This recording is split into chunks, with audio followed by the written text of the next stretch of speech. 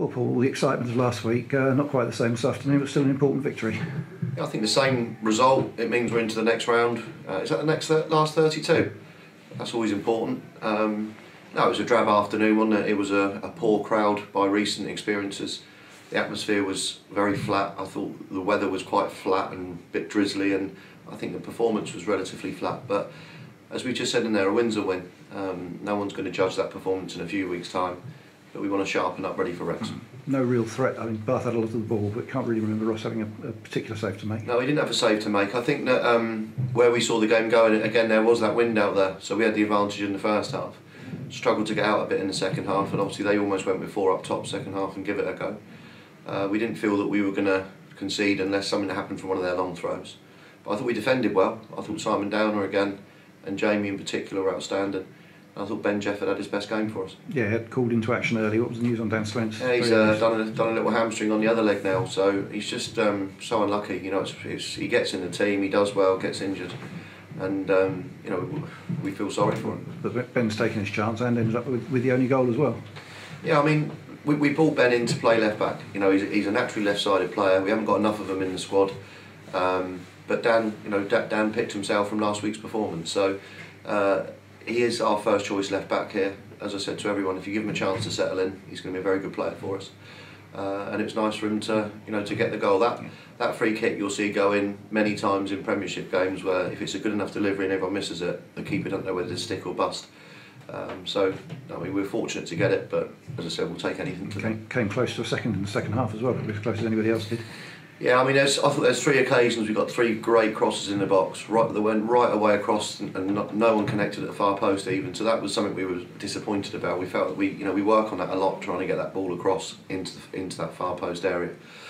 But the goal sniffers weren't there today. Tubbsy would have been disappointed that 1 or 2 of those didn't fall to him. Probably Bradley coming in on the other side would have felt that something might have dropped to him. But just one of those days. It was just, as I said, it was just a day at the office, really. And a couple of changes in the second half just to shore things up. Adam May coming on and then straight centre forward swap.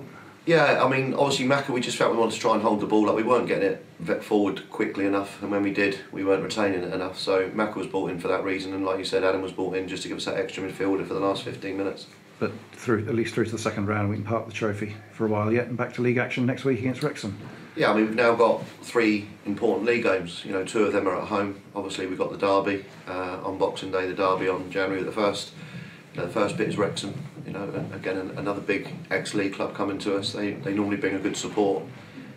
So hopeful that we'll have that big crowd back here Saturday. And I think the performance sometimes reflects what the crowd's like, and also the fact the team were playing. So I'm very hopeful next Saturday's going to be another good game. And important that the cup progress doesn't deflect from the league over the next couple of weeks. No, I mean, we haven't banned the word Wimbledon, but from our point of view in there, you know, we literally only talked about today. We'll talk about Wrexham. You can't talk about Wimbledon until after the Bromley game, and then we've got the whole week then, which we didn't have before Cheltenham. So we've got the whole week to work on that game, and again, look forward to it. Having said you can't talk about it, what's the feeling about the draw in the dressing room? They were a bit disappointed, if I'm being honest, because they did want the big one, the Man U, the Wimbledon, you know, Man U's, Man City's. Wimbledon is probably the next best draw in that sense. It's a local derby, and I think they're getting their heads around it now. But if you're in the 3rd round, you don't often get there. You want one of the big boys. Wimbledon will feel the same. You know, whilst it's a local derby, they'd have wanted Liverpool, Man United. So I think the game is going to create a huge amount of local interest. I think the game is going to be sold out. The amount of hundreds of phone calls we've already had about tickets, and it is going to be a terrific day. And there's no reason why we can't also look at that game as something where we're in with a decent chance. So I've never got to the 3rd round before. It'd be nice to see if we could get to the 4th round. And just a bit of squad news this week. We've seen Chris Dixon and Ryan Burge leave the club. Yeah, well, Ryan Burge moved back to Cheltenham, so the distance-wise was becoming difficult for him. So you know, we sort of mutually agreed that was the right thing for Ryan to do, was to leave and probably get a club closer to home. Chris Dixon was just unlucky. You know, he had 23 odd games.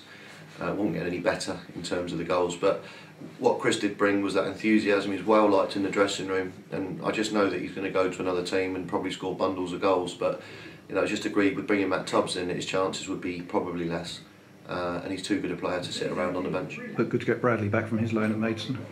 Yeah, I mean, Bradley now needs to step up to the plate. You know, it's up to him now. He'll get opportunities, and if he does well, then he stays in. But we're missing Betsy today as well. You know, he's a big miss for us when he's not here. And injured? No, he had a car accident on Thursday, which was, you know, it was quite a serious accident. He's okay, but a member of his family was injured.